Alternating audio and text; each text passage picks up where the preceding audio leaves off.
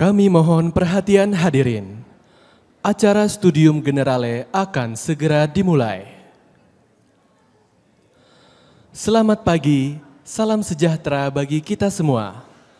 Pada hari ini, Rabu 30 Oktober 2024, kita akan mengikuti Studium Generale bersama salah satu pelopor tim transformasi kesehatan Kementerian Kesehatan RSHS Bandung, Dr. Gezi Weita Giwang Kancana, spesialis anestesiologi dan terapi intensif, subspesialis anestesi pediatri konsultan, dengan topik Transforming Indonesia's Healthcare, Bridging the Gap Between Asclepius and Hephaestus. Acara hari ini akan diawali dengan menyanyikan lagu kebangsaan Indonesia Raya. Hadirin dimohon berdiri.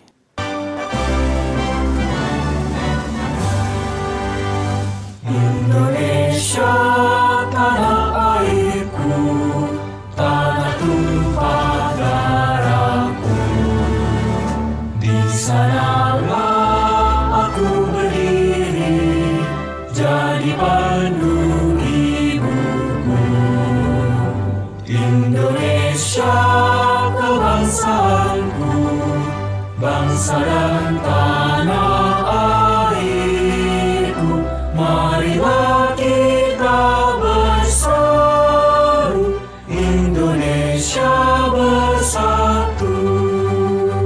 Hiduplah tanahku, hiduplah negeriku, bangsaku, rakyatku semuanya. Bangunlah jiwanya, bangunlah badannya, untuk Indonesia Raya.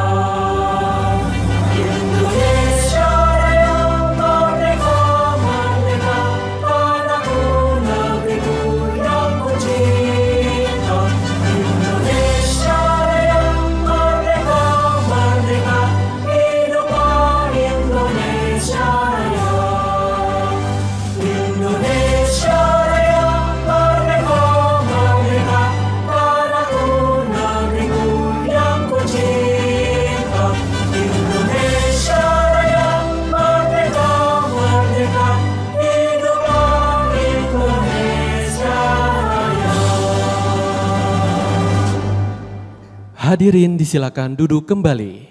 Selanjutnya, kita akan mengikuti penyampaian sambutan dari Sekretaris Institut Teknologi Bandung yang sekaligus akan membuka acara pada hari ini. Kami silakan dengan hormat Profesor Wijaya Martokusumo. Bismillahirrahmanirrahim. Terima kasih ya MC kita hari ini. Ya, Assalamualaikum warahmatullahi wabarakatuh. Salam sejahtera, selamat pagi, salam sehat buat kita semua. Ya. Hari ini kita ke tamu kita dokter nih, jadi suka ditanya-tanya, tadi pagi olahraga nggak gitu ya. Mudah-mudahan nggak ditanya. Baik ya, hari ini kayaknya lagi sibuk UTS ya mahasiswa ya. Apa kabar kalian? Sehat ya? Ya, oke. Baik, selamat datang kepada para peserta mata kuliah Studium Generale, baik yang hadir di Gedung Aula Barat atau yang berada di ITB Kampus Cirebon maupun ITB Kampus Jatinangor ya. Selamat berjumpa kembali. Jadi perkenalkan saya atas nama Ibu Rektor Profesor Reini Wiradikusuma ingin memperkenalkan tamu kita hari ini, sekaligus juga menyambut, ini tamunya namanya Dr. Gezi Weita Giwang Kancana. Beliau ini adalah, ya nanti dijelaskan oleh moderator ya.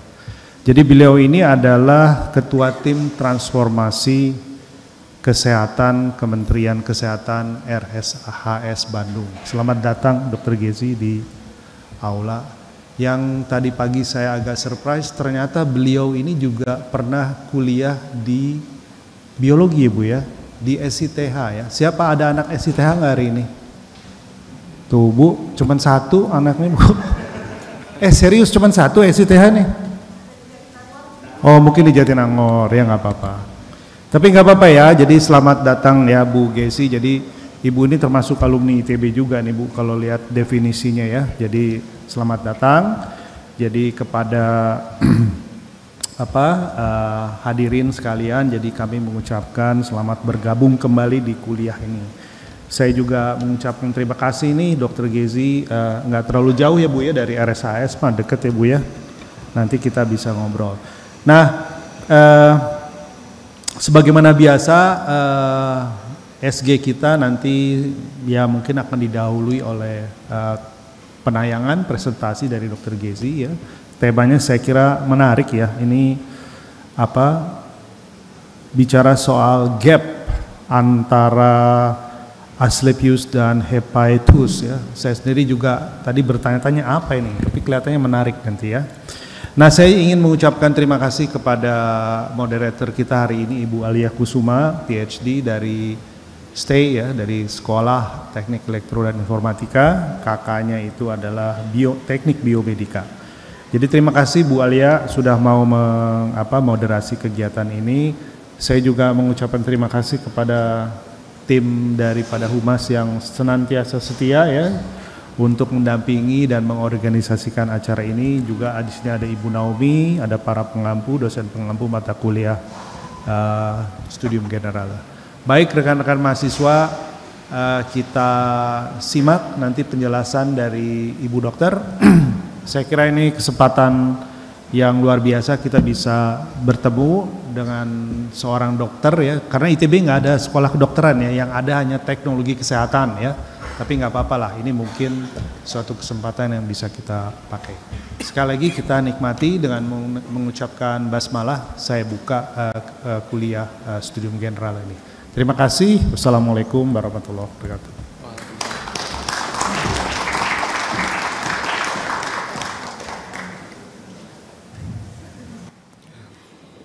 Hadirin yang kami hormati, kita akan memasuki acara utama pada hari ini, yaitu Studium Generale yang akan dipandu oleh moderator, yaitu Ibu Alia Paramita Kusuma, STMT PhD. Beliau adalah dosen di Sekolah Teknik Elektro dan Informatika dengan kelompok keahlian Teknik Biomedika. Kepada Ibu Alia Paramita Kusuma, PhD, kami silakan.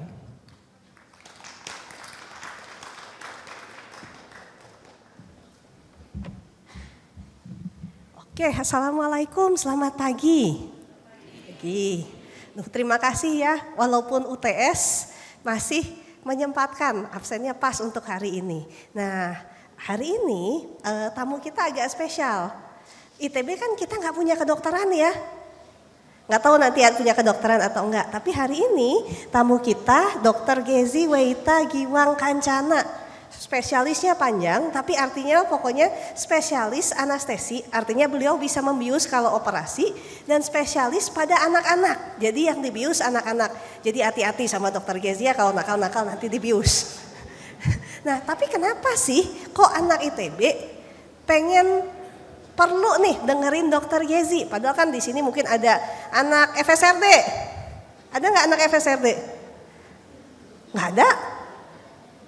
Sama sekali, ada itu sedikit. Mungkin salam juga ya teman-teman yang di Jatinangor sama yang di Cirebon. Kita tepuk tangan ke FSRD. Anak FSRD perlu nih, soalnya kan desain rumah sakit yang bagus, yang bikin pasiennya seneng.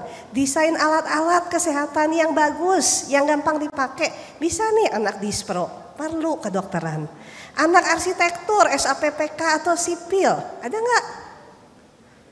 Ini lagi pada mikir UTS semua, ya udah nggak apa-apa. Perlu dong rumah sakitnya biar bagus gitu ya. Anak elektroinformatika, apalagi jelas-jelas alat-alat kedokteran sama softwarenya butuh. Anak mana lagi? SBM, iya dong rumah sakitnya biar untung. Jadi semua sebenarnya yang ada di ITB ini kita perlu terkait dengan kesehatan. Terus kan kalau kalian sakit ya yang balik-baliknya kan kesehatan juga ya. Dan di sini kita ekstra perlu ITB ini terlibat. Kenapa? Karena sistem kesehatan di Indonesia ini sedang bertransformasi. Dari yang mungkin masih banyak yang manual, masih banyak yang belum tersebar, menjadi jauh lebih efektif yang membutuhkan teknologi. Dan Dr. Gezi ini memang orang yang tepat untuk kita dengarkan dan nanti boleh bertanya dan berinteraksi. Malah nanti ada yang dicari sama Dr. Gezi kalau sudah selesai. Karena Dr. Gezi ini adalah salah satu pelopor dari tim transformasi kesehatan Kementerian Kesehatan di RSHS Bandung. Yang kita tepuk tangan ya ke Dr. Gezi. Nah, sekarang kita dengarkan dulu judulnya Dr. Gezi ini ya. Bagaimana kita bisa membangun dunia yang lebih baik. Terus apa hubungannya sama Asklepios, sama Hephaestus? Ini saya juga masih penasaran. Nanti kita dengarkan Dr. Gezi. Silahkan Dr. Gezi maju ke depan. Kita beri tepuk tangan. Langsung aja dok, silahkan. Cek. Oke, halo assalamualaikum warahmatullahi wabarakatuh. Saya kayaknya harus ke agak sini sedikit ya. Should I be speaking from the podium? Kayaknya itu Pak Menteri. Up to you, nanti kalau podium nggak bisa jalan-jalan. Iya, kayaknya saya nggak cocok. Jadi saya berdiri gini aja ya. Biasanya saya nyanyi soalnya. Jarang disuruh ngomong-ngomong kayak gini. Kalau nyanyi saya jago banget ya Pak, bener asli. Oke, can we have my first slide please? Halo everyone, apa kabar? Nama saya Gezi. Saya cuma bisa 2 bahasa ya, bahasa Inggris sama bahasa Sunda. Jadi kalau nanti saya campur-campur ya dipahami aja lah, kurang lebih memang maksud seperti itu gitu ya. Oke, can you scan this please supaya saya bisa tahu profile. Ada nggak orang-orang di sini yang pernah masuk ke rumah sakit? Pernah dirawat, admitted? Saya tahu tadi Bapak Sekretaris udah pernah dirawat ya, ceritanya panjang lebar, darah bercucuran Pak gitu ya. Jawabannya, have you ever been admitted to a hospital? The answer will be yes, no, atau pernah dirawat tapi nggak inget gitu. Ya, coba scan. I want to know. Have you been admitted to a hospital? Yes or no? Atau ya mungkin, tapi saya juga sebenarnya nggak terlalu ingat gitu. Can you scan this? Oke, let's see. Ada berapa orang ya di ruangan ini? Oh, sorry. Hello juga teman-teman yang ada di Jatinangor dan di Cirebon. You can also scan this, and I can know your answer. Bisa scan? Oke, wow. Oke, ternyata ada ya, maybe pernah dirawat, they told me I was admitted, tapi saya nggak inget gitu ya. Itu kesimpulannya mungkin dia mabok Bu. Waktu dirawat tuh masuk, oh ya, waktu kecil, sorry. Saya dokter anestesi, jadi biasanya kalau dibilang kayak gitu, ini mabok nih orang kayaknya gitu ya. Udah ya, oke. Jadi amazingly dari 300 orang yang ada di sini kurang lebih dan yang sedang menyaksikan di YouTube, hello. Bos-bos saya juga yang lagi nonton katanya saya jangan bikin malu katanya ya. Oke Pak, ini saya presentasi ya Pak ya. Oke, 75% itu pernah dirawat ya. Mengejutkan. Jadi dalam satu kontak hidupnya, adik-adik sekalian, Bapak Ibu sekalian di sini ternyata pernah kontak sama lingkungan rumah sakit. Saya nggak akan nanya itu pengalaman yang menyenangkan atau tidak waktu dulu dirawat itu, karena saya yakin 75% akan menjawab bahwa itu bukan pengalaman yang menyenangkan dalam hidupnya. Gitu ya. Cuma pertanyaan saya why? Kenapa dirawat di rumah sakit itu bukan jadi suatu pengalaman yang menyenangkan dalam hidup kita, itu aneh itu sebenarnya ya. Oke, kita lihat slide berikutnya. Can we move to our next slide? Oke. Ada yang pernah dioperasi nggak? Have you had surgery? Nope. Once, twice, maybe more than twice? Ada? Ini termasuk operasi kosmetik ya, seperti mancungin hidung, betulin mata seperti Blackpink ya. Ya, jangan apate-apate terus, tolong diisi dulu. Ya, nanti apate-apate kita bikin nanti ya. Sekarang, oke. You see that? Ternyata banyak loh yang pernah dioperasinya more than twice in their lives. Ya, ini seru banget ya, ternyata kontak dengan dunia kesehatan itu sangat erat ya dalam hidup kita. Dari teman-teman kita di sini, yang mungkin sekitar 25% itu udah pernah dioperasi dan yang lebih aneh lagi 75% itu pernah dirawat. Jadi tolong jangan bilang kalau Anda semua, adik-adik semua, ibu bapak semua di sini tidak ada hubungannya dengan dunia kesehatan. One way or another, Anda akan kontak dengan dunia kesehatan. Dan tadi saya udah tanya pengalamannya menyenangkan atau tidak, saya yakin jawabannya enggak gitu ya. Dan kenapa pengalaman itu tidak menyenangkan? 60% kesalahannya ada di Institut Teknologi Bandung. Yes? Karena saya udah bicara nih sama Bapak Sekretaris. Setelah saya pikir-pikir, ternyata dokternya tuh nggak terlalu salah nih kelihatannya nih. Sama Nggak boleh. perawatnya, 40% lah. 50-50 gitu ya. Oh boleh lah, 50%-nya itu ternyata ada di Institut Teknologi Bandung gitu ya. Karena tadi saya dengar there is 4 pillars of Institut Teknologi Bandung. Do you know what the 4 pillars are? Tahu 4 pilarnya ITB? Pak kalau nggak tahu nih masalah kan? Ya, 4 pilar Bu, nggak ada yang tahu Pak. 4 pilar, teman-teman, nomor satunya? Science, right? Terus? Sorry? Your pilarnya sekolah ini, science, and then you have art, right? Yang ketiga tadi apa Pak? Saya agak lupa. Sebelum yang terakhir, engineering. Tapi yang terakhir ternyata kata Bapak tadi, kata Bapak Profesor adalah humanity. So when you go to this university, you have a responsibility to humanity. Ya, karena kalau kita cuma ngomongin teknologi, saya pakai AI aja maaf, I don't really need you. But if we are talking about humans, ya, human communication, maka ibu bapak adik-adik sekalian buat tuh ke masyarakat, you have responsibility to the people, not only to the technology, gitu ya. Oke, let's see my slide. Can we move to my slide? Oke, kita bergerak ke yang slide presentasinya. Oke, ya. Ini umurnya 18 tahun, yang 18 tahun bisa ngacung? Nggak ada? Oh ada, 18 tahun ya. Ada yang 17 tahun? Wow, ada yang 17 tahun ya. Ada yang 15 tahun? Ada, you're 15? You're 15? No. You think you're 15. Calon pasien ya kelihatannya ya. Do you have 19? 19? 20? 21? 30? Enggak ada ya. Untuk yang umurnya di bawah 18 tahun, kalau dibius nanti ketemu saya ya. Karena itu masuk ke dalam kategori pediatrik. Kecuali yang tadi, yang 15 tahun ini kayaknya dokternya bukan saya deh. Ya kayaknya dokter yang berbeda. Oke, nama saya Gezi. This is my email and that's my Instagram. So please follow my Instagram. I will wait for you to follow my Instagram first. Oke, udah? Untuk yang belum punya Instagram, tolong punya. Please, please, please, please. Ya, oke. Nama saya Gezi dan tema kita hari ini adalah Bridging the Gap Between Asclepius and Hephaestus. I'm a big fan of old Roman mythologies. Jadi saya suka. Why? Because I think people in the past is trying to teach us a lot also. So you should learn from the past. Yeah, don't forget about the past. That something that people learn in the past kita juga perlu pelajarin gitu ya. Oke, halaman ini kalau biasanya dikenal dengan halaman biodata atau perkenalan atau CV gitu ya Ibu Bapak ya. Tapi kalau untuk saya ini namanya halaman flexing. So you flex yourself on this page. Oh gitu ya. Jadi saya seorang konsultan pediatrik anestesia. Artinya to get to my point, you go to about 14 years of school. Yes, 4 years ya. Mahasiswa kedokteran, 2 tahun koas, terus kita residensi itu 4 sampai 5 tahun. To be a consultant you need another 3 years or 2 years to go to school. So I'm pretty good at my job. Gitu. There's not a lot of people like me in this country. Ya, it's flexing. You need to flex yourself, ya kan?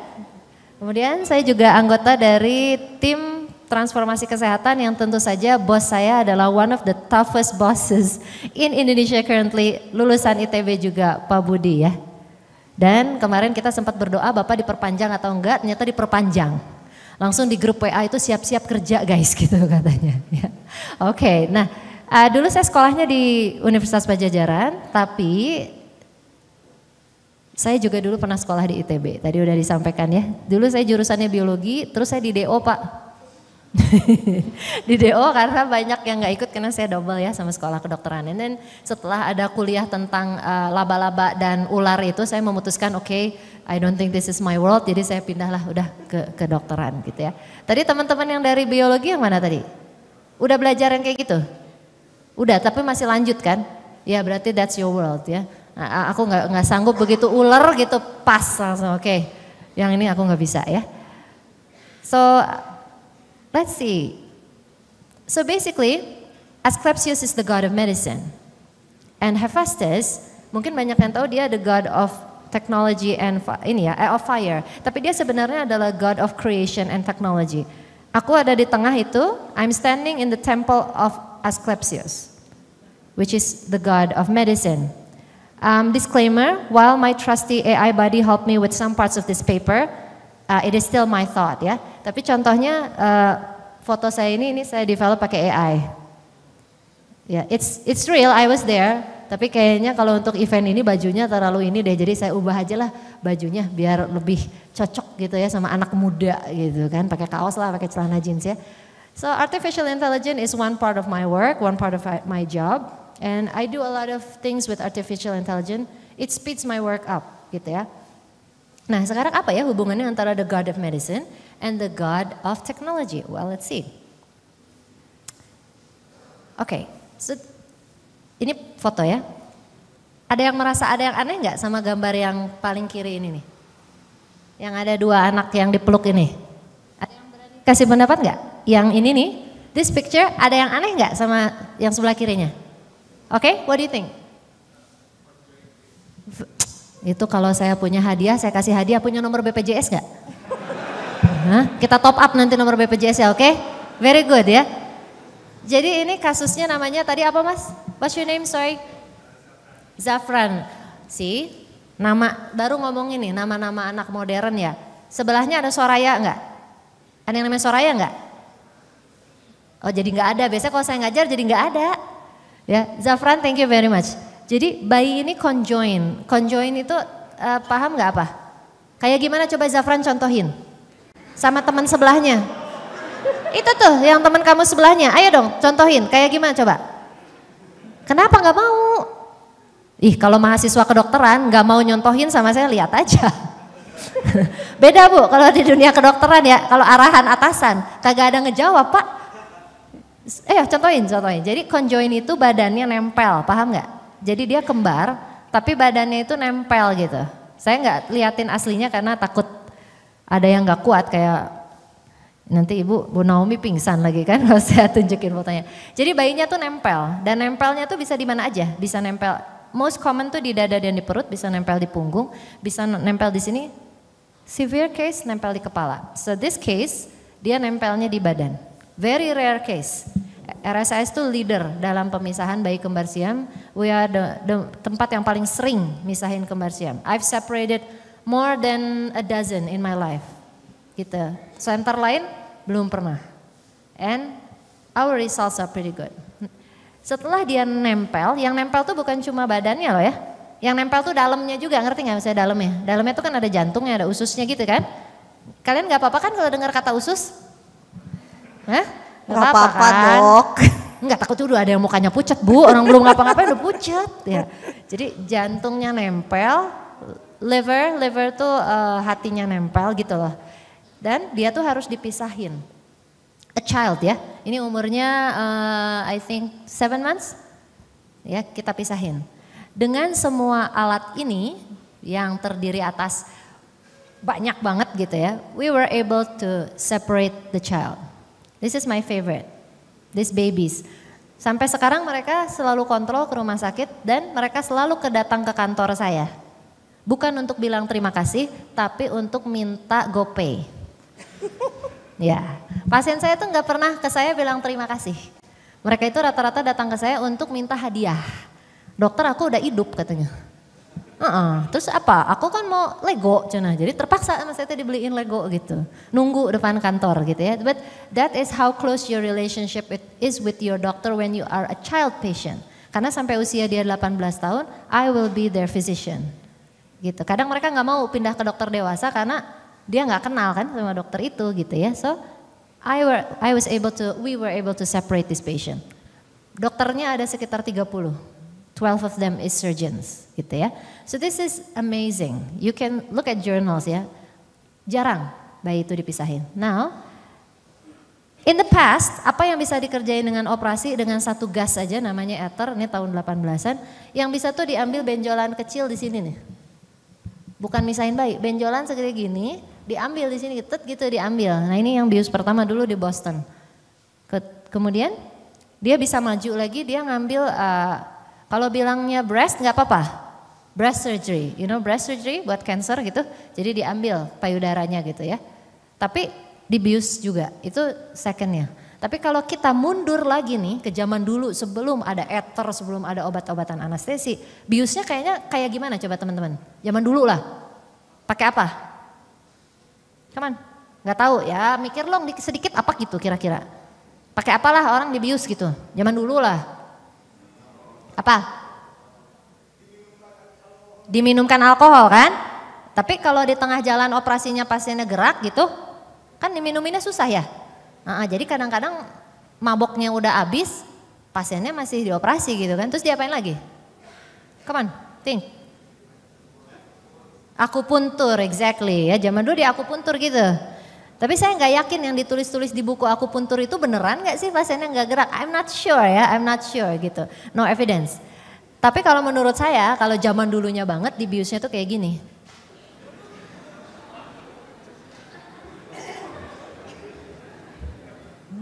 Sebelum ada semuanya. Sama namanya Ralph. Ralph ini paling populer di dunia anestesi si Ralph. Jadi dibiusnya pakai batu Pak. Sadar nggak sadar, assalamualaikum aja lah, la haula gitu. Ya, kalau zaman sekarang saya jawab gitu Pak, sadar nggak sadar, la haula lah, bismillah aja gitu ya. Nggak akan terima kan pasiennya kan, mesti nggak mau. Jadi maksudnya apa gitu ya? What do I mean with this?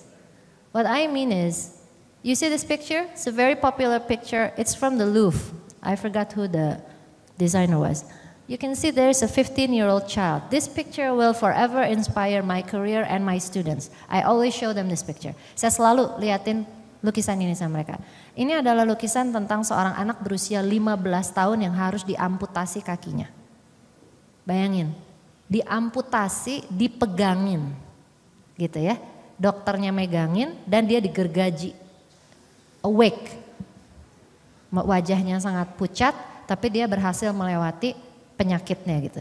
Iya gitu, berhasil melewati penyakitnya dengan penderitaan yang begitu hebat. Dan sekarang kalau teman-teman lihat, ini operasi seksio cesaria, sesar. Saya anestetisnya, we do half anestesia, jadi cuma sebagian. Jadi sepanjang operasinya tuh pasiennya tuh sadar, malah dia rata-rata pinginnya apa coba? Main HP IG live Pak.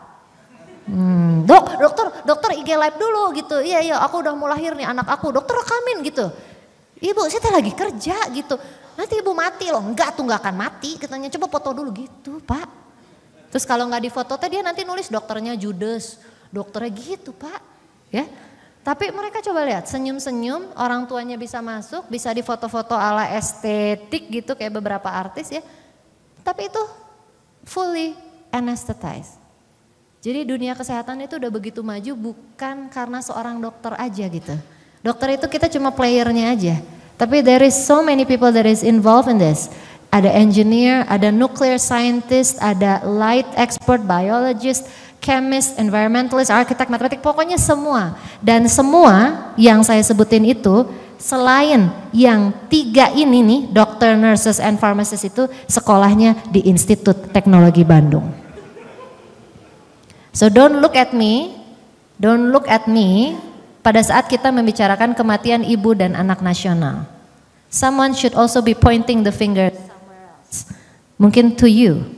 Have you done anything? Or have you get tired of blaming other people for something yang udah terjadi di negara kita when you people sitting here has a role to fix it.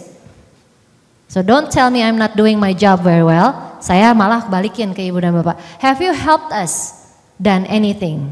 Atau ibu dan bapak diam di dalam suatu kotak menara gading and you don't want to communicate because you don't know the real world out there. That is a very, very important task for teachers and lecturers. You need to allow your student to see the world.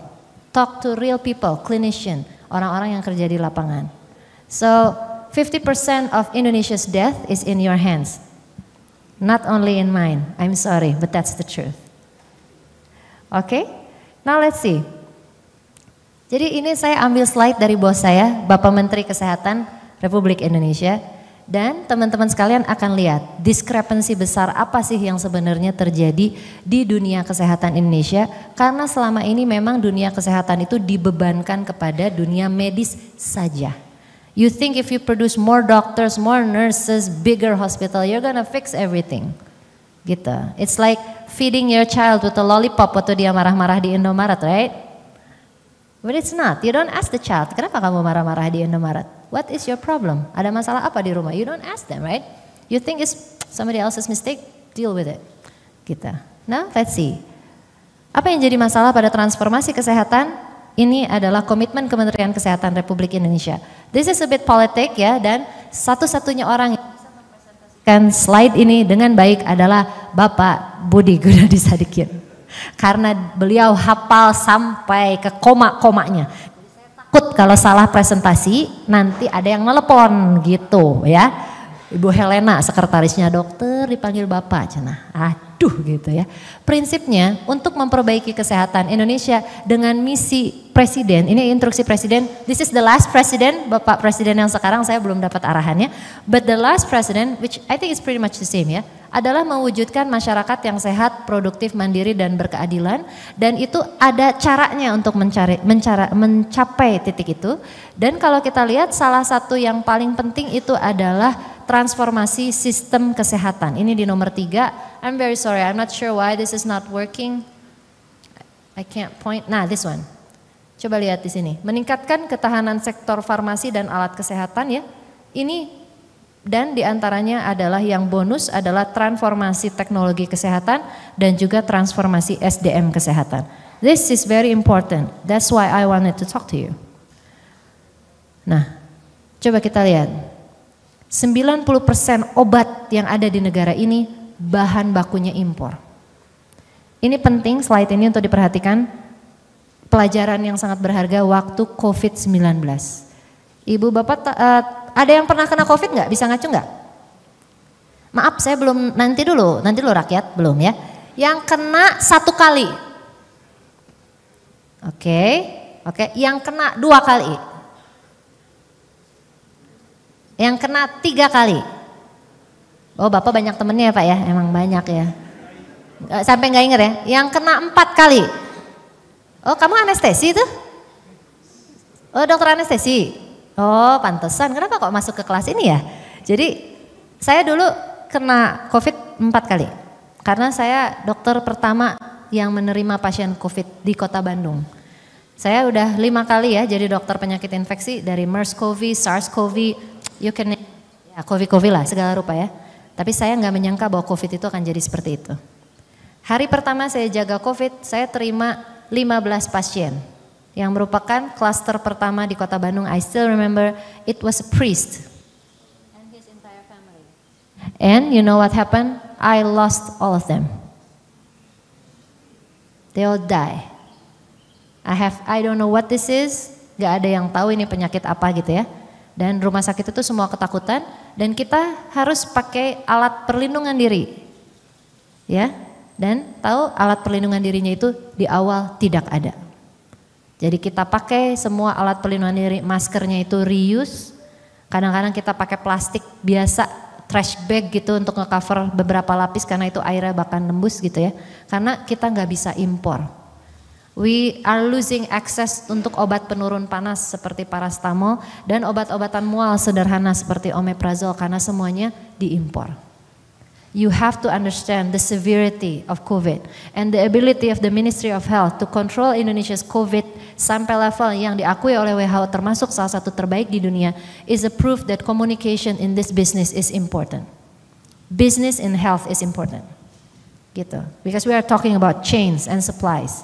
Gitu ya. Jadi kalau kita lihat nih dari presentasinya Bapak, banyak banget alat-alat kesehatan yang sebenarnya basic-basic aja di Indonesia itu semuanya impor. Impor, EKG Bu. Ya EKG nih Bu Alia nih, EKG Bu. Echo-nya, CT scan-nya, ESWL tuh laser base ya, holmium laser, robotic surgery, flow cytometer, mamografi. Semua alat teknologi tinggi ini imported. And this is the things that you expect us to work with, gitu, waktu kalian datang ke rumah sakit, right? Ya. Terus berikutnya kita lihat lagi, ada beberapa strategi. Jadi memang kita harus meningkatkan kesediaan dari alat-alat dan yang paling penting adalah kita meningkatkan juga ketahanan masyarakat Indonesia dengan vaksin. Gitu.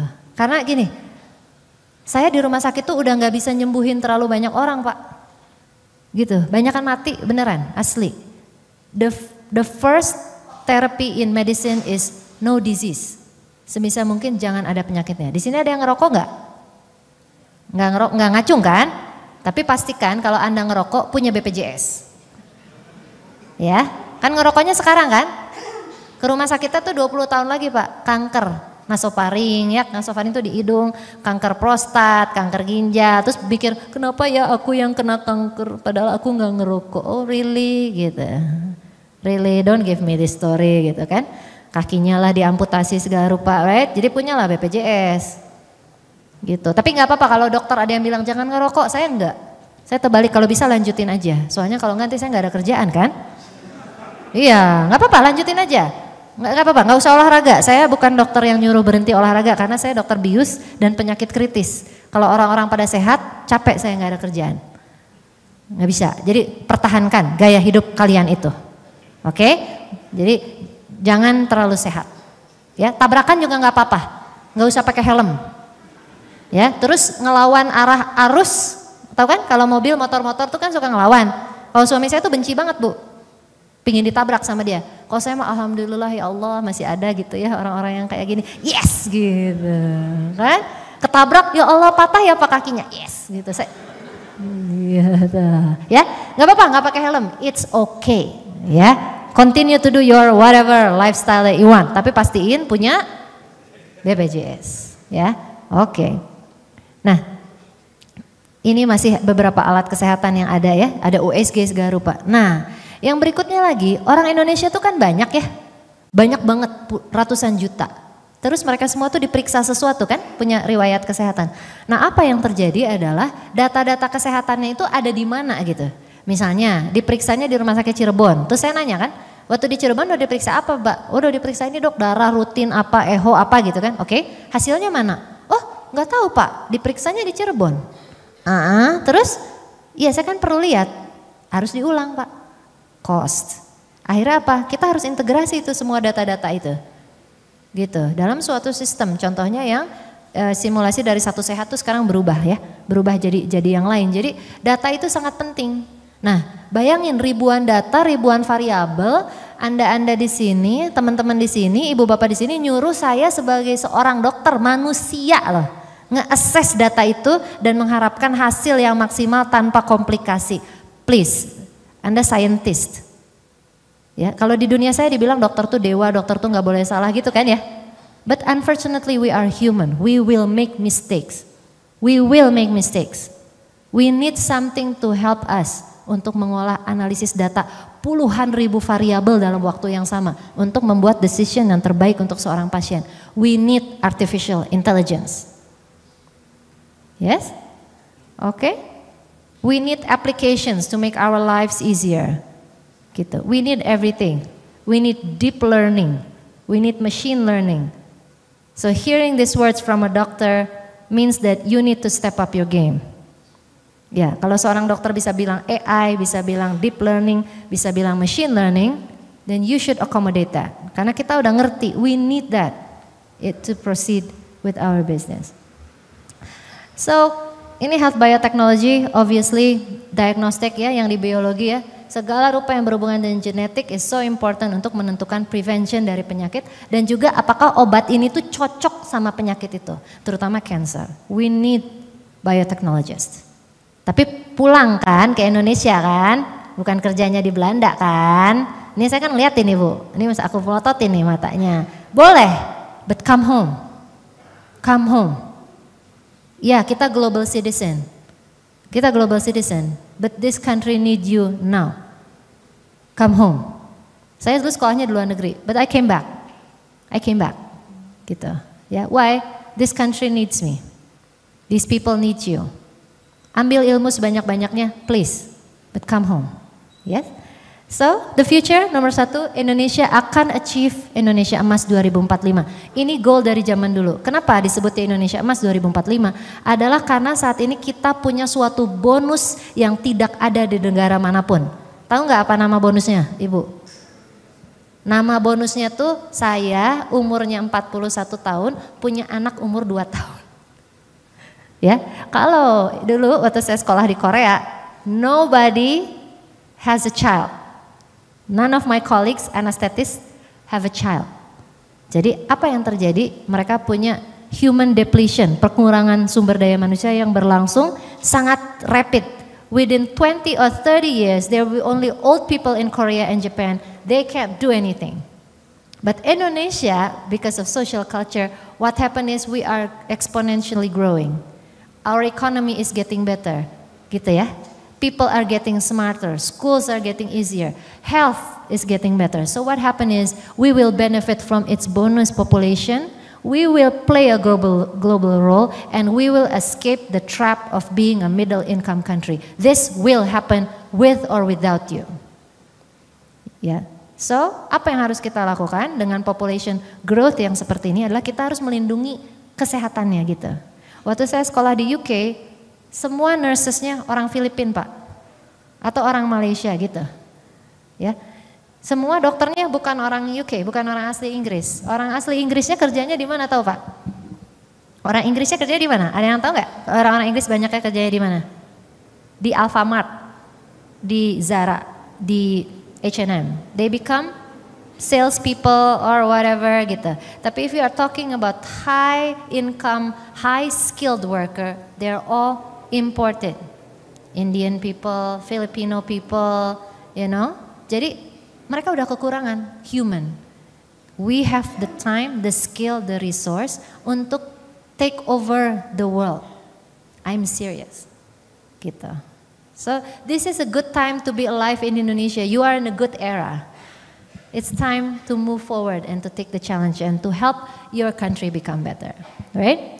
Nah, dari tadi kita ngomongin yang teknologi tinggi ya, terlalu advance kalau menurut saya. Kadang-kadang orang tuh shooting for Nobel, tapi hal yang terjadi besok aja dia nggak bisa tackle. Jadi for students, in my mind, tackle small things first. Create something, solve something, make money at a younger age. Siapa di sini yang udah punya bisnis? Very good. Only 1 out of 400 students has a business when they are less than 20 years old. That is a message to the teachers. You don't make money when you get out of school. No, you start when you are at school. Business starts when you are at school. So, number 1, this is some things that you can help us with. Ada teknik lingkungan nggak? Ada? Nggak ada. Tiba-tiba jadi nggak ada ya? Kalau saya ngajar tuh rata-rata jadi nggak ada Pak. Teknik lingkungan nggak ada, oke. Apa yang bisa dilakukan adalah pada saat saya contoh ya, pada saat saya melakukan tindakan anestesi, obat-obatan anestesi yang saya berikan tuh bentuknya gas Pak. Dia di cup kayak gini, di gas. Ternyata setelah penelitian memperlihatkan gas-gas anestesi yang berasal dari seluruh rumah sakit di seluruh dunia itu adalah penyumbang efek rumah kaca terbesar kedua setelah CO2. So to help you guys, we are polluting the environment. And no one in this country is thinking about this. How do you make sure bahwa polutan yang keluar dari mesin anestesi itu bisa biodegradable dan bisa cepat diolah di stratosfer, karena obat-obatan anestesi itu rata-rata waktu tinggal di atmosfernya itu 100 tahun. Can you imagine? Tapi mau balik lagi ke zaman tadi yang dipegangin kakinya terus dipotong itu nggak mungkin kan? Ya kan? So someone needs to think about this. Terus setiap hari kalau misalnya dibius atau diinfusnya pakai infus bekas mau nggak? Jadi infusnya bekas gitu, bekas orang lain terus diinfusin lagi ke ibu gitu. Nggak mau kan? Jadi mesti baru ya. Apa yang terjadi? This is what happened. Do you know how many waste the hospital produce in a day to make you guys healthy and safe? This is our responsible to the community. Apakah dokternya juga yang mesti harus tanggung jawab terhadap ini? Atau ada bagian lain mungkin yang bisa berkontribusi terhadap pengendalian sampah lingkungan? Emang kreseknya itu kenapa sih dok nggak dibikin dari singkong aja gitu si plastik infusnya? Iya boleh, tapi itu dalamnya mesti tetap steril. I need the inside to maintain its sterility gitu. Nggak bisa tumbuh bakteri atau virus atau whatever gitu. Kalau itu bahannya seperti itu bisa nggak biodegradable tapi tetap dalamnya tuh steril gitu. Misal gitu ya. So this is a thought that I am sharing with you, my thoughts ya. Nah sekarang saya ini udah nantangin tadi sama Pak Sekjen. Kalau ada orang di ruangan ini yang bisa bikinin saya barang ini dan barang ini, saya bayar besok. Oke, saya minta dari FSRD ada? Gak ada lagi Pak, tiap saya ngajar tuh gak ada memang. Gak ada, tiap saya ngajar tuh semuanya berubah jadi bagian keperawatan rata-rata. Ditanya, dokter gak ada juga ya. Ada yang teman-teman dari bagian FSRD, tolong bikinin saya ini nih, alat ini, yang kiri ini gambarnya gak jelas ya. Jadi dia itu stiker gitu. Tapi bentuknya roll, paham gak maksudnya? Jadi bisa dirobek-robek kayak double tape gitu. Tapi saya maunya di atas roll obatnya itu ada tulisan obat-obatan biusnya. Propofol, midazolam gitu. Tapi dia based on international color code. If you can make me this, I'll pay you tomorrow. I'll buy the entire supply. Tomorrow. Ada yang bisa bikinin kayak gini? Stickers. Stickers ya, saya nggak ngomongin bikinin AI robotik buat operasi laparoskopi Pak, no. Saya minta yang besok bisa dipakai efisien, ningkatin keselamatan pasien. Berikutnya saya minta dibikinin alat ini Pak, ini namanya ada mereknya saya nggak akan sebutin, namanya gitu ya. Dia itu alat untuk mengurangi respon nyeri pada pasien yang bentuknya itu seperti B gitu. Tapi bentuk B ini sebenarnya hanya untuk kan suatu struktur di dalamnya yang dia itu ngeluarin getaran gitu gitu. Saya pingin si alat itu bisa di setting vibrationnya, so my kids when they got an injection or an IV itu nggak sakit karena si alat ini mendistract otaknya. Can you make this machine tomorrow? Tomorrow I'll pay you. Challenge ya. Kalau mahasiswa tuh too much talking, not less action. Don't talk too much, start creating. You are in an Institut Teknologi Bandung. Start creating when you are at school. Bikinin saya dua ini, I pay you tomorrow. Call me on my email, literally I will pay you tomorrow. Okay? If you know somebody that can make this thing, make it for me. We can sell it ke seluruh Indonesia the day after tomorrow. Ya, yeah? Okay. What else can we make? This one. Ada yang dari farmasi nggak? Nggak ada juga kan, jadi emang kalau tiap kali saya oh ada, ibu, tolong jangan ketawa dulu ibu, tolong dibantu nih, saya pingin morfin dalam bentuk sirup bu, susah banget dah, morfin dalam bentuk sirup, gak ngerti apa sih susahnya tuh, rasanya jangan pahit-pahit buat pasien saya yang cancer, kasihan kesakitan bu, tolong dibikinin ya. Terus berikutnya suster-suster saya tolong dong, kasihan mereka tuh tiap hari ngangkatin pasien pak. Dimiringin kanan kiri di ICU pakai ventilator, wah segala rupa ribuan, sakit punggung malah dioperasi, nggak bisa apa dibikinin crane atau apa buat ngangkat-ngangkat pasien gitu. Nggak usah mikirin Nobel dulu pak, yang besok dulu aja, Nobel mah nanti sebagai tim. Ini sih yang bisa dijual besok, pek dek langsung semua orang pada beli gitu. Terus berikutnya ini nih, ini bantal-bantal doang pak. Bantalnya buat apa? Setiap hari tuh pasien tuh kan harus dipositioning ya, dimiringin. Head up gitu, mereka tuh kan butuh ganjil-ganjil supaya positionnya tuh tetap gitu. Jadi kita butuh berbagai bantal dengan berbagai desain yang nggak melukai ininya, melukai apa, nyebabin injury gitu. Dan yang berikutnya kita butuh saya contohnya nih alat ini, cuma membantu supaya pasien itu kalau bungkuk tuh ada assistednya. Selama ini pakai apa? Pakai bantal biasa, lembut. Jadi pasiennya gerak-gerak terus gitu. Padahal saya maunya dia stay. So there is so many things that you can do that is not really you know, high technology and high cost, tapi bisa langsung dijual besok. Very easy.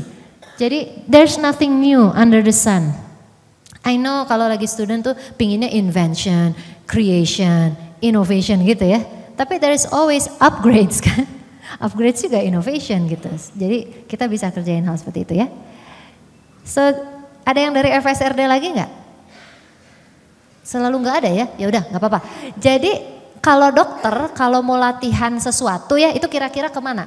Atau dokter tuh langsung jago gitu? Kemana kalau dia mau latihan? Ke orang. Ya, dulu ke orang, waktu zaman saya sekolah ke orang, tapi itu kan gak etis pak. Makanya pasien suka ngomong, aduh saya dipakai latihan, tapi itu adalah learning curve-nya, dia harus belajar kan? Harus belajar, mau ditusuk kemana, masa ke binatang? Kan beda anatominya. harus ke orang. Jadi berkembanglah karena ethical kita bikin seperti ini. Can you play this video please? Video yang Doctors Training with Hollywood FX ini. Bisa play Pak? Yang Doctors Training with Hollywood, nah ini. Nah, jadi kita training di sesuatu yang familiar.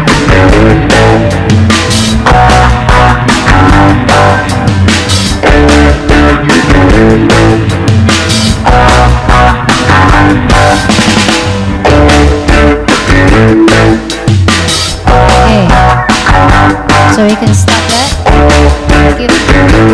Tuh, dia bisa bikinin jantung ya, yang berdenyut, tapi bukan jantung gitu. Terus bisa dioperasi si jantungnya itu. Tangannya bisa ditusuk gitu, pokoknya bisa kayak kita ke orang dan mungkin harus minta pendapat saya. Jadi misalnya ditusuk gitu ya, saya harus rasain dulu kan, oh nggak kayak gitu aslinya gitu, ini kurang apa gitu kan. Dan manekinnya itu harus bisa dipakai berulang-ulang. Jadi kalau ditusuk terus ditarik ya, jangan ada bekas tusukannya gitu. Jadi you need to help us train. Kalau nggak bisa seperti itu, mungkin dengan VR. Saya tahu Bu Alia salah satu hakinya tentang video ini ya, apa? Virtual reality. Kalau gitu Bu, saya beli besok langsung ya. Ya, VR. Tapi belum ada haptic feedbacknya Dok. Nanti mungkin ke haptic feedbacknya. Ya, nanti aku langsung orang pertamanya ya. Nah ini contohnya gini loh Bu, play VR ya. Help me train my students to intubate, masang jalur nafas. Put an IV line, but in virtual reality way. So I can, try. Contohnya seperti ini. Tapi saya nggak suka banget nih alat ini Bu, karena tangannya kayak gini, nggak sesuai sama gerakan saya yang saya maunya itu kayak gini, gitu. Nggak human like. Jadi yang paling bagus tuh dia bentuknya gloves. Gloves ya Dok? Ya, see, so you make this design, stupid design. Kalau dokternya bilang, what are you doing? I don't do it like that. I do it like this. I do it like this. Right? Those people, they don't talk to the user. Technology is useless when you are not talking to the user. I will say, good idea, stupid ini apa? Execution. Execution. It's not gonna work, nobody's gonna buy it. Talk to us, talk, yeah? Okay, so, can we go next? Oke, kata-kata sebelumnya, can we go back? Sorry. Jadi, apa sih yang kita kerjain sambil di play ininya bisa Pak videonya? Jadi kalau sekalian pingin bantu seorang dokter, you would help us to diagnose better, work faster, learn more, train and simulate realistically, reduce error, reduce cost, increase resource efficiency, and protect ourselves and our patients. These words will resound very well. Okay, next. Karena kita ada di halaman ini, saya nggak ngedenger ping apapun, saya rasa belum ada yang follow saya ya. Oke, kita break dulu, saya tunggu. Udah di follow? Ini ada berapa? Udah ya, kalau belum di follow ya masalah besar ini, kita nggak bisa lanjut ini. Saya diam aja di sini, soalnya saya nggak denger ping apapun nih di handphone saya, jadi belum di follow nih kelihatannya. Oke, yes, sekarang kita lihat. Why do it moves? Oke, jadi gimana dong caranya? How are we gonna do this? Number one is communication. Tadi saya baru bicara beberapa detik aja dengan Bu Alia, udah gitu ya.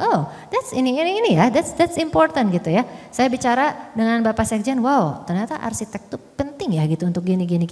So you need to talk to us. And we need to talk to you. We need to build this communication. Siapa yang di sini punya teman di kedokteran? Pacar bukan? Tak turun ya. Kalau nggak punya pacarnya dokter, itu sayang banget, sebaiknya punya. Ya, dokter itu sekolahnya lama Bu, tapi kita bedain antara cost dan investasi. Ya, jadi kalau yang cewek-cewek carilah pacarnya dokter dari sekarang, bertahanlah dulu sama dia selama 12 tahun, setelah itu kita gembira. Gitu ya, bedakan antara cost dan investasi. Cost itu nggak akan menghasilkan, kalau investasi itu menghasilkan. Gitu, tapi nggak bisa short term. Oke, ini life lesson dari saya ya.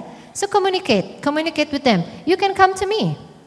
A lot of the people in this generation, banyak dokter itu usianya yang udah jago banget ya, yang udah ahli-ahli itu, sebenarnya sekarang usianya makin muda Pak. Karena kita lebih banyak alat teknologi tinggi kan, jadi belajarnya itu lebih cepat. Jadi banyak dokter-dokter yang ahli umurnya itu baru 30-an loh. 30-an gitu ya. Dan mereka akan mungkin lebih mudah komunikasi dengan teman-teman sekalian gitu. Bisa lewat internet, Instagram, whatever. You don't have to come to us, but you need to communicate, you need to start talking.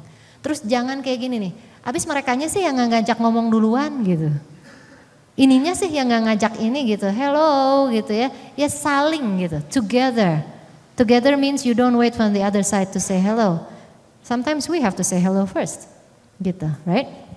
Brainstorm, we go to the whiteboard, terus PDSA. Ada yang tahu gak PDSA? Plan, do, study, act. You do small things and then you test. Test, test, and test. On real life, on real subject. That's the way that you can make a successful product. So collaboration is key. So I'm going to play you with this video to end my class. Can you play this video? This is my favorite Avenger hero. His name is Villagers have been forced to take shelter in whatever crude dwellings they can find, in the ruins of other villages, or here in the remnants of an old Soviet smelting plant.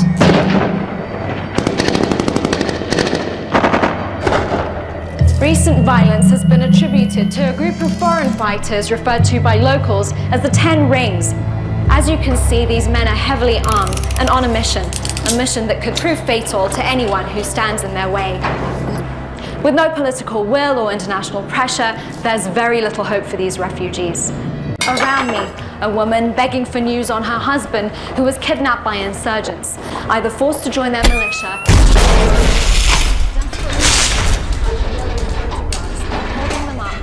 who will stop.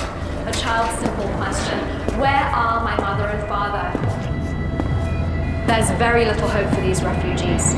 Refugees who can only wonder who, if anyone, will help.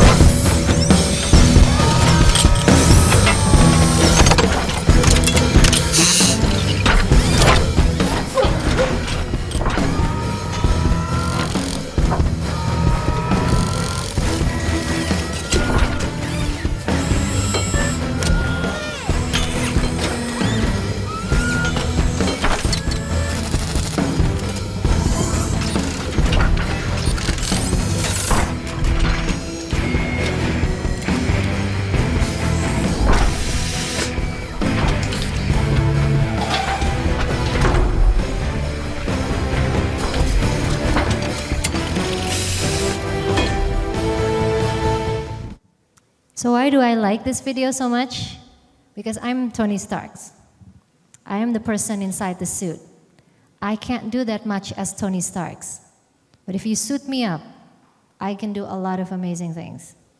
So if you give me the armor, give me the weapon, give me the gun, I know the purpose. I know what we are going.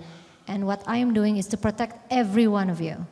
So if you suit me up with something, pimp me up gitu ya, kalau bahasa orang gaulnya. If you pimp me up, then I can do more amazing things. But if you only create the robot, the machine without the person, health cannot work like that. You need to put a human inside of the Iron Man. So Tony Stark is Asclepius and Iron Man is Hephaestus. We need to merge together. We need to work together. Then we can do amazing things together. So I want to close this. Can we, to my final slide, please? So this is Hephaestus and Asclepius, the god of medicine and the god of technology working together. And I have the real evidence right here. Next to this picture is my colleague. He is a surgeon, dia dokter bedah. Dia dokter bedah maxillofacial trauma. He's done an amazing work as a doctor. But he answered a calling that nobody answers. Pasien-pasien saya itu katanya kalau dioperasi rahangnya diambil, dipotong. Nah, rahang-rahang yang tersedia di lapangan itu semuanya enggak tailored untuk orang, susah gitu. Jadi ukurannya tuh udah standar, fit for all. Jadi apa yang terjadi? Operasinya tuh susah banget.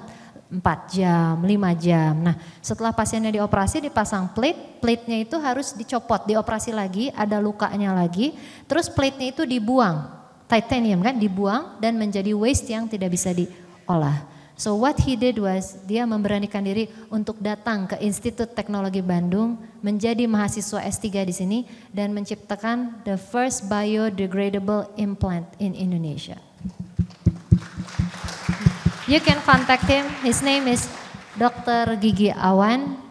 Very courageous person. He's just going to finish up his PhD here. I'm very proud of him. So I am calling you. Gak mungkin ibu bapak sekalian di sini mau ke dokter terus mau jadi dokter bius kan? Mau sekolah dokter bius kan gak mungkin. Tapi bisa ngobrol sama kita dan bantu kita untuk ciptain alat-alat seperti ini untuk humanity, untuk kemanusiaan. Because the only way we can do this, the only way we can improve health globally dan di Indonesia adalah if we do this together. So this is a quotation from Iron Man and this closes my lecture for today. Thank you very much for your attention. Thank you so much. Wah, terima kasih nih Dr. Gezi. Sudah semangat semua ya sekarang ya. Walaupun UTS-nya diselesaikan dulu, nanti habis gitu selesai UTS boleh kontak Dr. Gezi ya. Nah sekarang kita masuk ke sesi tanya jawab ya Dr. Gezi. Kita ada mungkin pertanyaan dari Aula Barat di sini. Nanti saya juga mengawasi yang ada di YouTube dan yang ada di Zoom.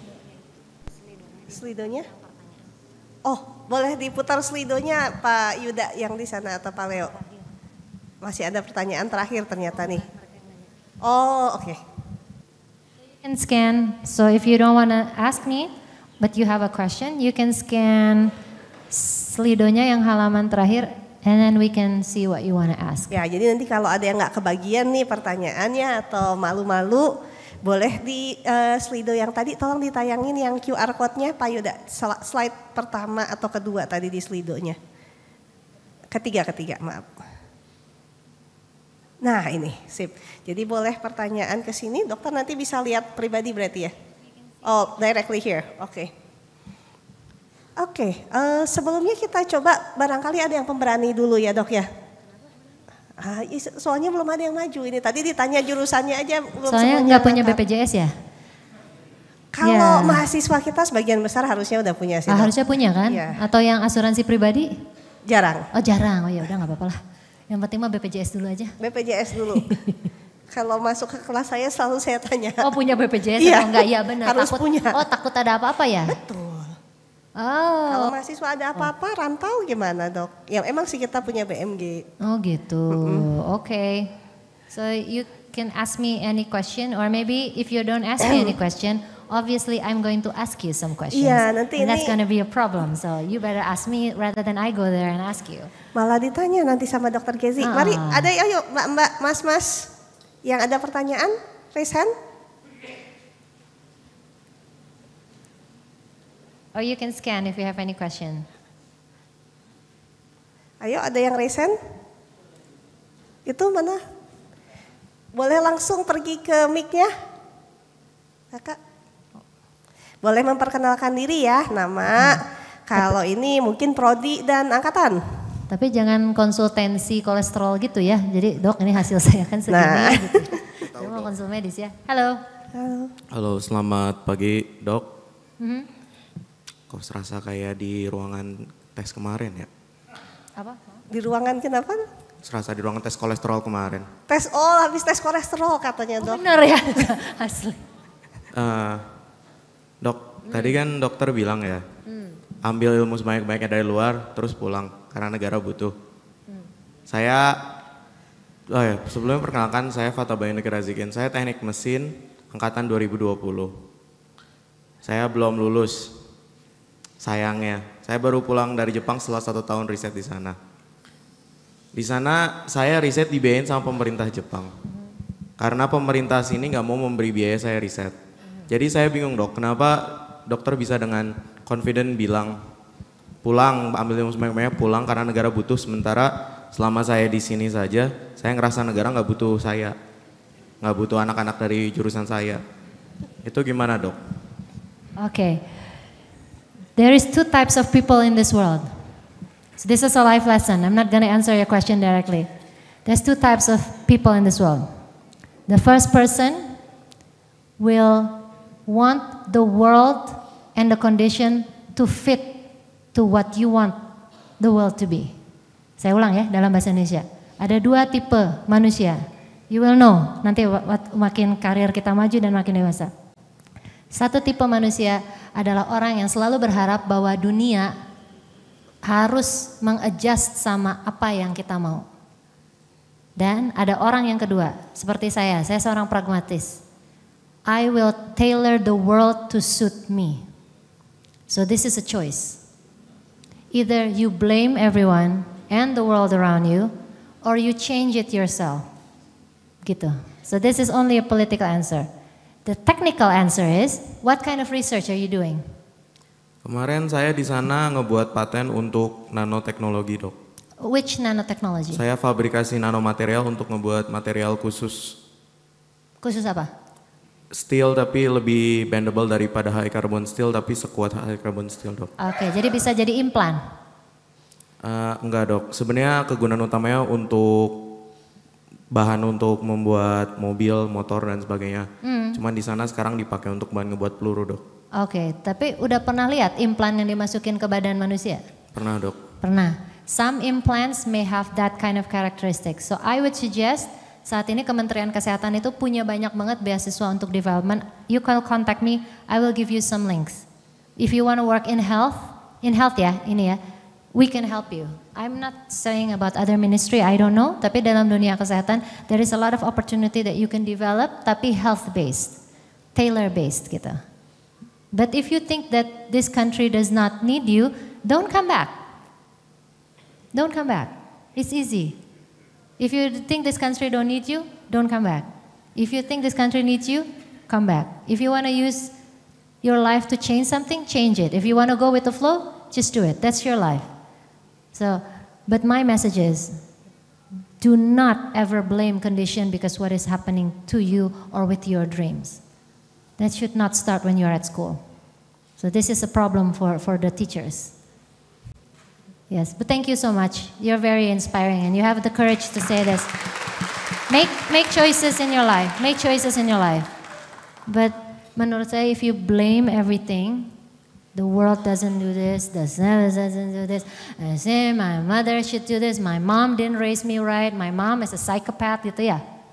So ada dua unsur kesuksesan. Satu itu nature, satu itu nurture Pak, kalau di dunia kedokteran. Satu genetik, satu itu environment and behavior. Dua-duanya berinteraksi. But you cannot blame genetic all the way untuk suatu penyakit yang nanti muncul di masa depan. I'm confident because I am here, I am changing the system. Dan changing the system itu nggak usah spektakuler sampai kita tuh harus merubah tuh sampai bagaimana gitu loh. Start small, make business, change someone's life. You are dreaming so high, shooting for the star, tapi realistically dunia yang terlalu dekatnya aja nggak kelihatan.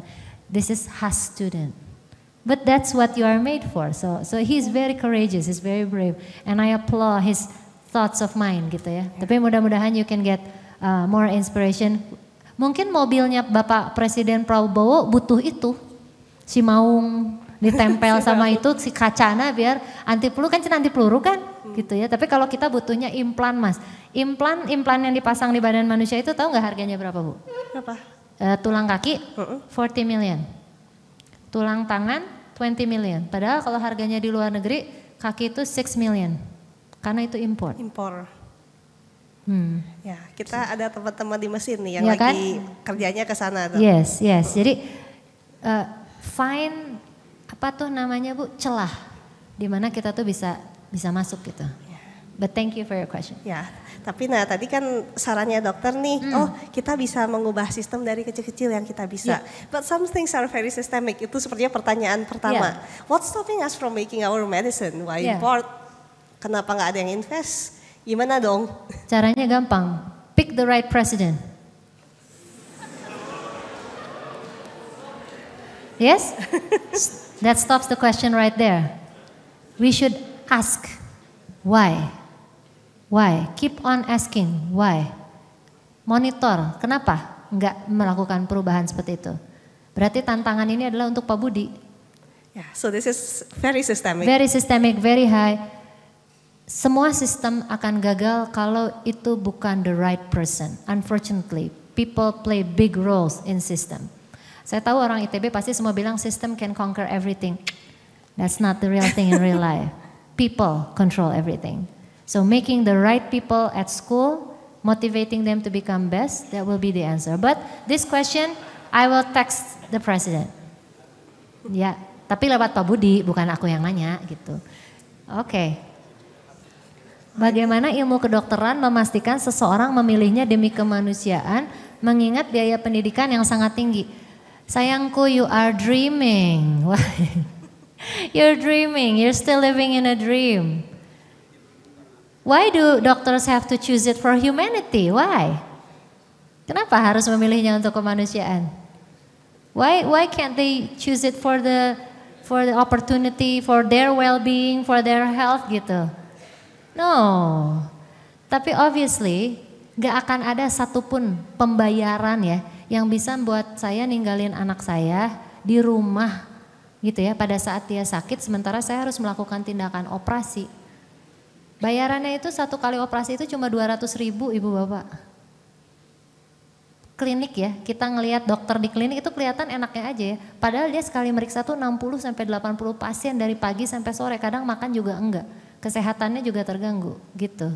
So don't think that every profession itu kayak dewa gitu loh, kayak dream, kayak reality. Snap out of it. Everybody is doing it for some personal balance. Tapi makanya mereka masuk ke sekolah. Because my job is to make sure bahwa apapun alasan mereka masuk ke dokter, memastikan bahwa ethical dan humanity-nya itu tetap terjaga dan kita punya komite khusus untuk memonitor dokter itu gitu.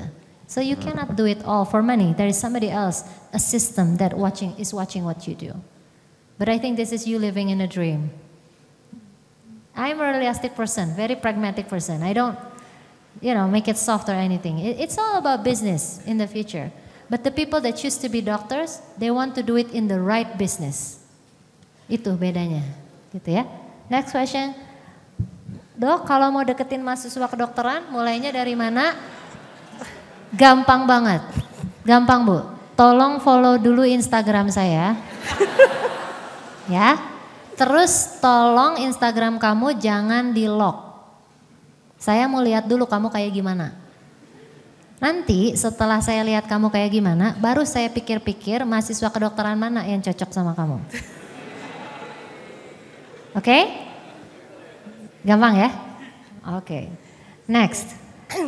What challenges do we face in redesigning medical tools to meet high standards and gain trust, especially since existing products are already well established?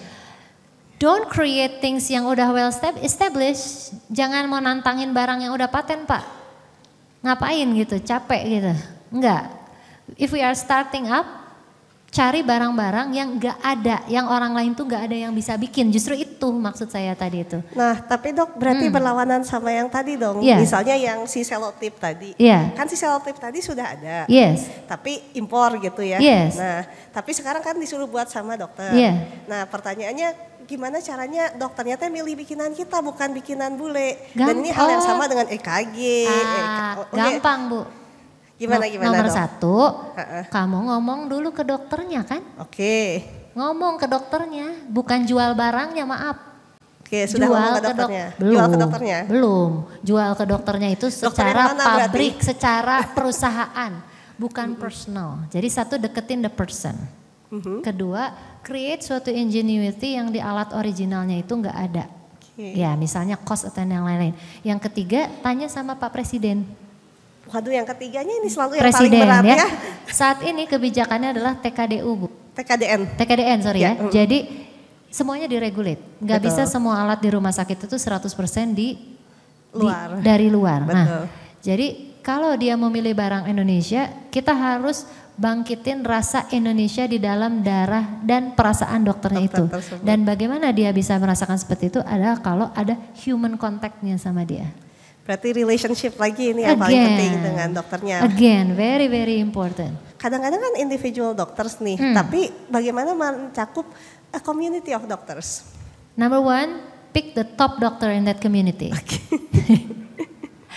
It's a strategic reason. Strategic For reasons. example, I am an airway expert. Saya ahli airway lah, alat untuk mengendalikan nafas ya. Some people they buy that equipment karena mereka lihat saya pakai itu. Karena mereka tahu I'm an expert in that. Jadi mereka believe bahwa equipment itu yang terbaik. Dan kalau saya bilang ini alat ini nggak enak gitu ya, itu dokter lain akan langsung bilang dia aja nggak suka gitu. Apalagi saya. So it's about human juga. Jadi dokter pun ada influencernya ya? Yes. Oke, siap. Ada influencer gitu ya? Ya. Oke. Oke, yang bawahnya nyambung nih Mas Ian pertanyaannya. Mana? Challenges in balancing medical innovation with rigorous testing and approval processes. Pada saat kita menguji suatu alat kedokteran atau menguji suatu obat, itu sudah ada standar internasional untuk cara mengujinya. Untuk memastikan bahwa alat atau obat tersebut tidak akan menimbulkan efek samping pada pasien. Tergantung dari yang kita tes. Kalau itu suatu obat, maka kita sebutnya randomized clinical trial. Jadi kita tes pada, tapi itu menuju tahap ya. Ada tahap dicoba dulu pada animal, dicoba dulu ke orang yang sehat. Kemudian nanti dicoba di antara kelompok sehat dan sakit, dan tentu saja itu disupervisi sama semua dokter. Dan kalau ada efek samping yang itu dia akan stop gitu. But usually orang-orang yang volunteer ke dalam randomized control trial atau testing untuk alat-alat ini adalah volunteer. Jadi bukan dipaksa gitu ke pasien, tapi Kan mereka nggak boleh ya dok ya dipaksa mah. Nggak boleh, kecuali waktu COVID. Darurat. Waktu COVID karena darurat maka randomized clinical trialnya itu tidak dilakukan sehingga obat itu langsung dites ke population. Salah satu resiko pada saat pandemik, tapi secara normalnya Tidak boleh. tidak. Jadi kalau bikin sesuatu ngujinya juga harus sama dokter dulu ya. Betul. Karena ibu bisa ngujinya, tapi saya yang akan menjamin keselamatan dari pasiennya pada saat alat tersebut diuji gitu pada individual tersebut. Jadi sekali lagi harus kerjasama nih Asclepius sama Hepastusnya Iya, ya. kalau masing-masing itu berpikir masing-masing ya agak sulit ya gitu.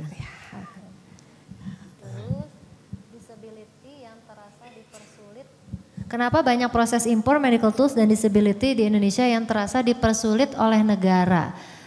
Kayaknya ini udah dijawab sama pidatonya Bapak Presiden ya. Di Indonesia itu administrasinya saking kompleksnya, kalau bisa disusahin kenapa digampangin gitu ya. Jadi kayaknya pertanyaan-pertanyaan ini harus banyak diajukan sama WA-nya Istana Negara deh Bu. Waduh. Karena saya juga akan WA ini semua pertanyaan ini sama Bapak. Kenapa sih susah-susah banget? Susah banget gitu. Dan malah hebatnya kadang-kadang Bapak juga bingung kenapa sih mesti kayak gitu. Birokrasinya tuh sampai ribet gitu, tidak digital gitu ya segala rupa. Memang ini systematic disease gitu. Jadi kalau ini harus ada Asclepiusnya ada, Yes. Hepastusnya ada, sama Zeusnya mungkin adanya ya. Kayaknya Zeus mesti dipanggil ini. Soalnya banyak pertanyaan ini ditanya ini sama Bapak nih kelihatannya, bukan sama anak sama keponakan ya. Iya, yang pemerintahnya begitu kan. Iya, ownersnya ya, owner dari governance-nya mesti dipanggil ya. But yes, it is difficult. Ya, oke. Ini ada topik ini nih, yang terurgent genetik atau technological. I'm sorry? Itu yang nomor 3 dok. Perkenalkan saya mahasiswa FK Unpad. Oke. Yang membutuhkan kerjasama terurgent apakah genetik atau technological dok? Good question. I can't really answer this. Secara teknologi kita sebenarnya alatnya udah ada gitu, bisa impor ya. Genetik juga sebenarnya ada, bisa impor. Tapi kalau kita ngomongin urgent, saat ini lebih banyak orang sakit dibandingin orang sehat. Jadi? Banyakan orang sehat dibandingkan orang sakit. Okay. Kalau kita dokter bius, saya dokter gawat darurat ya. Jadi kalau kita ngomongin urgent berarti yang gawat kan duluan. Betul. Yang gawat itu pasien di rumah sakit. Kalau community masih punya waktu. Sehingga kalau kita ngomongin urgent, we are talking about technology, equipment. Tapi kalau kita ngomongin jangka panjang nih dok, berarti kan? Genetics. Karena di sini ada bagian itu nggak Bu? Yang periksa genetik itu apa? Kita punya biologi, ada farmasi juga. Jadi periksa genetik juga? Biologi bisa. Biologi bisa ya? Di Mbak Budi itu punya inisiatif baru namanya BGS, tentang genomic sequencing. Apa yang terjadi adalah pada saat kita melakukan pemeriksaan genetik pada seorang manusia, kita bisa tahu dia tuh kemungkinan sakit diabetesnya, kemungkinan sakit yang lainnya itu berapa persen, dan kita bisa tailor obat dan behaviornya. Personalized medicine Personalized ya. medicine. Bahkan kalau anak saya Bu ya, diperiksa genetik juga, akhirnya saya keluarin dia dari les piano. Kenapa dok? Karena ternyata dari hasil genetiknya dia blow on. Maksudnya nggak bakat piano gitu? Ya, jadi buat apa buang-buang duit, dia dilesin piano. Menurut tes genetiknya dia lebih cocok les menggambar. Begitu saya masukin les menggambar, baru saya tahu ternyata dia itu bakatnya Nggak gambar. menggambar. Jadi selama ini tuh saya buang-buang uang ngelesin dia sama les piano. Jadi kita bisa, terus gini, anak-anak kan ada yang nggak suka sayuran, nggak mau makan sayur. Ternyata itu genetik. Anak saya ada yang nggak suka, ada yang suka. Ternyata yang nggak suka itu dia memang genetiknya bitter taste.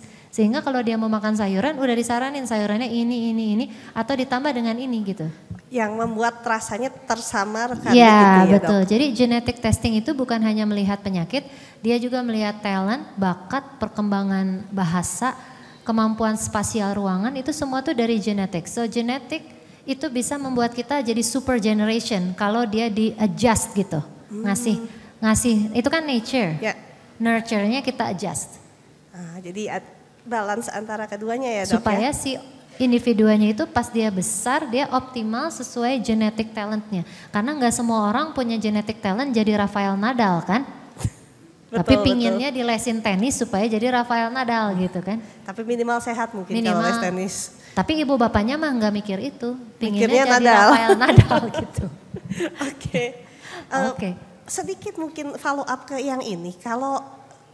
Berarti kalau mahasiswa kita mau mengakses data genetik atau dosennya mau mengakses data genetik, bisa dok dari inisiatif yang ini? Bisa. You should start it from a research point. So make an ethical evaluation. Datanya itu mau digunakan untuk apa gitu kan? Jadi bisa request begitu ya? Ya, tapi bentuknya dalam ethical proposal. Oke, karena selama ini kita banyak riset yang seperti ini masih memakai data luar negeri yang publicly available. Ya, karena di Indonesia bank datanya juga nggak ada Bu. Jadi kalau misalnya baru mulai setahun. Oke, Bapak teh baru mulai ini. Baik. Nah ini pertanyaannya sama Bapak lagi nih kayaknya yang ini. Nah iya, karena Ya. biasanya mahasiswa kami sudah punya kompetensi untuk melakukan, ini prediksi Yes. kanker, prediksi ini itu sudah bisa, tapi datanya biasanya justru yang belum ada. Dan Ibu Kepala BGSI itu orang ITB. Nah iya. Ibu siapa namanya saya Betul. lupa. Lulusan dari farmasi. Nah. Sekolahnya dulu di Utrecht. Saya lupa namanya beliau. Beliau ininya headmasternya ya. dari data analysis. So I think it's always a problem about talking, connecting. Ya. Apalagi nih? Terus Dok kalau apa ini? Saya ingin bertanya. Tadi apa ya? Ditanya untuk genetic tracer biayanya berapa ya dan biasa dilakukan di mana. Nah ini di Indonesia tuh masih mahal banget untuk diagnostik study itu. Kalau full hanya untuk profil penyakit tuh rata-rata 5 juta. Satu orang. Kalau untuk tracing sama cancer, possibility cancer talent bisa 12 juta itu satu orang. Jadi itu juga discrepancy yang luar biasa kan. Kalau di luar segitu juga nggak dok? Iya, 200 sampai 300 dolar. Tapi murah di sana Tapi teh. GDP-nya dia kan 4 ribuan ya. Jadi murah. menurut dia mah nothing gitu segitu ya. Iya. So it's just almost the same price. Tapi in China Much cheaper. much cheaper. I see. Yeah. Okay. Redesigning medical tools. Yang atas lagi kayaknya. Frustrated. Ya. Waduh, ada It pengalaman sounds like spesifik you're ya. frustrated and bitter about people putting the blame doctors and medical workers for everything. Do you have any specific example?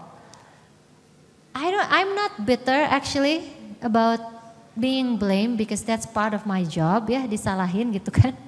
But what I'm saying is saat ini udah saatnya bahwa orang itu berpikir untuk menjadi sehat itu enggak ditumpuin pada satu pihak gitu loh. Jadi itu kompleks banget ternyata. Dan seorang dokter tuh terlalu sombong juga untuk berpikir bahwa dia tuh bisa nyembuhin pasien gitu.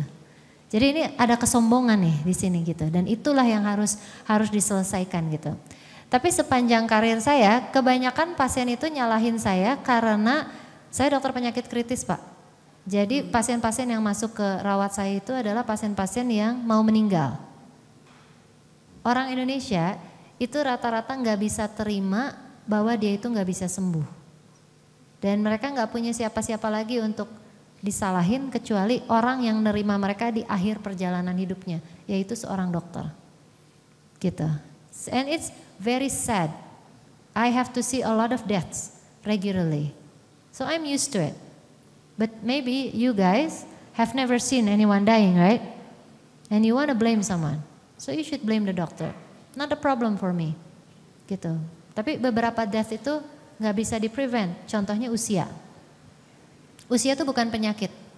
You're gonna die one day. Penyakit-penyakit seperti cancer, hepatic failure, heart failure, you're going to die. And who are you going to blame at the end? Karena dari dulunya nggak tahu sakitnya, saya padahal udah berobat dengan teratur, padahal dokter Indonesia itu juga tidak dilatih untuk bilang sama pasiennya, Bapak, there is nothing else that we can do, and that you're gonna die within 6 to 12 months. It's not a culture that we have here. Ini tidak ada dalam tanda kutip pelajarannya atau pelatihannya gitu, Dok? Unfortunately di Indonesia enggak.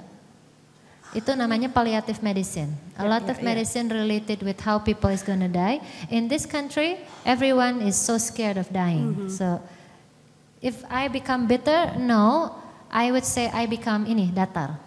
I don't respond. But I'm challenging you to help us, gitu, untuk menahan beban. Can you imagine that I lost this patient? Kalau ada yang meninggal, misalnya gitu Bu, kalau orang biasa gimana? Udah meninggal gitu. Ya turut berduka cita. Sedih terus apa gitu kan, sempat ada fase harus mikirin dulu, misalnya teman kita ada yang meninggal atau gimana kan. Kalau saya enggak, this patient die, wrap up, bring the next patient in. Ya soalnya emang sudah ada pasien berikutnya, nggak ada pilihan ya Dok ya. Jadi kembali lagi ke pertanyaan tadi yang pertama, bagaimana mungkin seorang dokter itu memilih sekolah itu untuk humanity gitu dan bukan untuk alasan yang lain gitu. Pada titik-titik tertentu cuma humanity aja yang mempertahankan dia di profesi itu. No money can pay you for 10 years of looking at people dying, crying, babies, children gitu. Blood getting cut. So tapi apakah mereka tidak melakukannya untuk bisnis? They would be lying if they say it's not.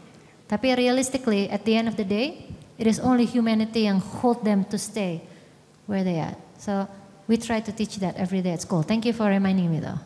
Yeah. Mungkin satu lagi karena kita sudah hampir habis waktunya. Boleh yang nomor 2 atau nomor 4 terserah dokter.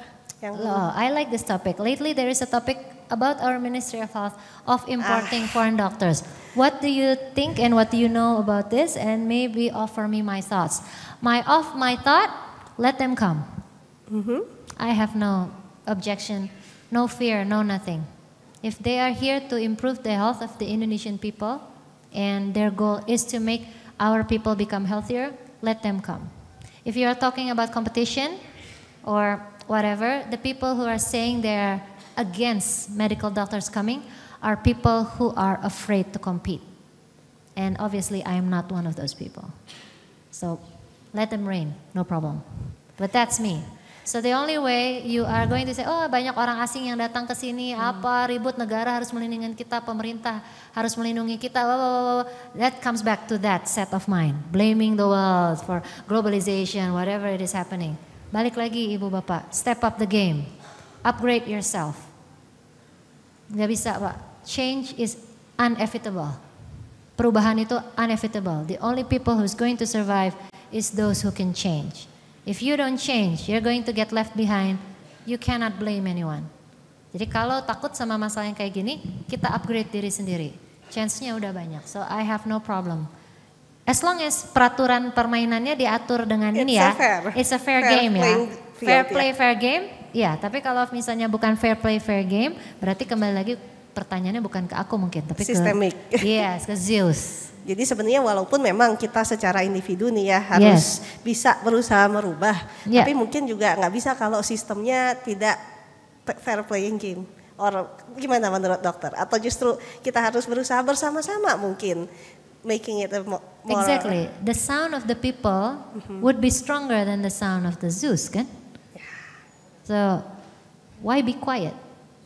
Why stay still? Why not use social media? Why not create awareness gitu? Why? Why diam di kosan dan berpikir aku nggak disupport sama pemerintah, penelitian aku nggak disupport gitu. Kembali lagi komunikasi ya dok ya, Iya, gitu. bersama-sama ya. Yeah, there's a lot of chances out there. It's how you flip your mind, apa gelasnya half full or half empty, it comes back. Kayaknya ini saya orangnya pragmatis banget ya. I'm a doctor, I'm designed to be pragmatic. Jadi kebanyakan, kayaknya saintis juga harusnya seperti itu menurut saya. Dia pragmatic, dia lihat apa yang possible. What is the next step forward? What is the next step forward? What is the next step forward gitu. Engineer seharusnya seperti itu. Ya daripada mikirin ujungnya jadinya apa. Tapi okay, you have a problem. Singkirin masalahnya. What can you do? What can you do? What can you do? Is it going to be difficult? Yes. You want it easy? Don't do it here. Gitu kan. Kasihan anak saya ya. Bukan ya antara kasihan tapi juga beruntung kan dok? Iya, anak saya nggak tahu dia sekolahnya di mana bu. Maksudnya gimana? Dia SMP berapa saya lupa. Kelas berapa juga saya nggak ingat. Dia PR-nya apa saya nggak tahu. Serius gitu. dok? Seriusan. Tapi sudah diajari mandiri berarti? That's not my business. Whose business is that? Him and his teacher kan? Oke. He's the one that's going to school, not me. Kenapa harus aku yang pusing mikirin? Yeah, that's wrong. Ideally wrong. Di sini ada yang dulu waktu kecilnya PR-nya dikerjain sama dibantuin ibu bapaknya terus beli-beli kacang ke pasar, dibantu dirakit-rakit, ibu aku penyayang gitu. You know what that produces? The teacher should know. Too much love is killing children. You need some objective love to form a person. I'm a pediatric anesthetist, so I know a lot of children yang orang tuanya tuh sangat protective of the child. Apalagi karena mungkin anaknya juga sakit berat di tahap Sesakit awal apapun itu. anak itu dia manusia bu, dan gak boleh di-treat dia kayak porcelain doll. Mentally dia nggak survive. Hidup di apa tuh surga tuh bahasa ininya bahasa euphemismnya. Bukan Zion, jadi hidup di dunia yang sempurna, yang nyaman. Oh, siapa yang suka nonton The Matrix? Suka kan? Ya. Tahu nggak Matrix generasi pertama itu apa? The first generation Matrix. Oh berarti kamu nggak suka nonton The Matrix dong. Saya mah tiap berapa tahun nonton lagi. So The Matrix is a virtual reality world where everyone is being plugged to a VR reality. Dan sudah ada 6 versi The Matrix sebelum Neo masuk ke Matrix. The first Matrix is the perfect world. Nobody dying, no war, no disease, no apa. Apa yang terjadi? The entire human population on that particular VR died. Karena otak mereka nggak didesain untuk stimulasi, nggak ada perfect apa-apa. world. So the world is a challenge. It's not going to be perfect. It's going to be nggak bisa ditebak bahkan dengan AI. But that is what makes us stronger. Dan yang paling kuat mentally dia yang akan keluar gitu. So instilling mental strength in your student when they are at school is also very important. How do you make them pliable, not hard? I feel hard nih. The mentality is hard, not flexible. That's a challenge for the teachers. In medical, we teach them to be flexible because not everything is mathematical. A, B, tambah C, alpha, enggak kayak gitu in medicine. So mentally they also have to be flexible. They have to work in limited situation. What can they do the best? So I think this is the main difference between Institut Teknologi Bandung and the Faculty of Medicine. It is how we teach flexibility, ability to adapt in our students. Ya, karena kalau anak-anak minimal tingkat 1-2 kan rumus A, B ya jawabnya pasti C. Yes. Tapi begitu mereka praktek sebenarnya juga mesin harusnya ini teh jalan Bu kemarin Tapi jalan. teh jalan. Tapi teh jalan Bu sekarang. Jadi sebenarnya ada juga fleksibilitas Ada itu. fleksibilitasnya. Betul. Right. Jadi scientist mungkin harus balance antara art dengan Ya. supaya mentalnya dia enggak tight gitu. Nah, jadi individu tetap komunikasi iya, mental strength tapi juga empati mungkin ya Dok ya. Empathy, well-being, terus mental health itu penting lah untuk ini apa for students. Ya, siap. Waduh, terima kasih banyak sekali. Ini tidak terasa waktunya sudah menunjukkan 10.45. Saya sudah dimarahin di situ sudah merah waktunya. Kita beri tepuk tangan kepada Dr. Gezi. Oke, sekarang kita penutupan, kami turun dulu ya atau dikembalikan ke Mas MC? Ya. Oke, silakan. Oke, terima kasih. Assalamualaikum warahmatullahi wabarakatuh. Kepada Dr. Gezi Weita Giwang Kancana, spesialis anestesiologi dan terapi intensif, subspesialis anestesi pediatri konsultan, kami mohon untuk tetap di tempat. Selanjutnya, Sekretaris Institut Teknologi Bandung akan memberikan piagam penghargaan kepada Dr. Gezi Weita Giwang Kancana, spesialis anestesiologi dan terapi intensif, subspesialis anestesi pediatri konsultan. Kepada Profesor Wijaya Martokusumo, kami silakan.